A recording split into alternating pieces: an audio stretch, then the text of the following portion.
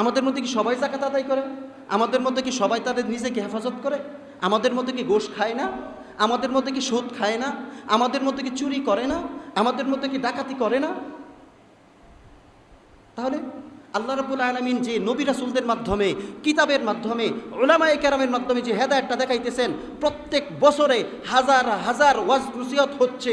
এটা কি ইরাতুত তরিক, শুধু রাস্তা দেখায়। রাস্তা দেখায় দিছে, আপনার শুভ বুদ্ধি দিয়েছেন আল্লাহ রাব্বুল আলামিন। এই বুদ্ধি দিয়া যখন আপনি চিন্তা ভাবনা কইরা খারাপ রাস্তাটাই যাইতেছেন, তখন এটা কি কোন হেদায়েত পাইলেন আপনি? ইরাতুত তরিক। আপনাকে রাস্তা দেখানো হয়েছে, বাকি আপনি রাস্তার উপর চলতে পারেন নাই। এটা আল্লাহ রাব্বুল আলামিনের এক ধরনের হিদায়াত।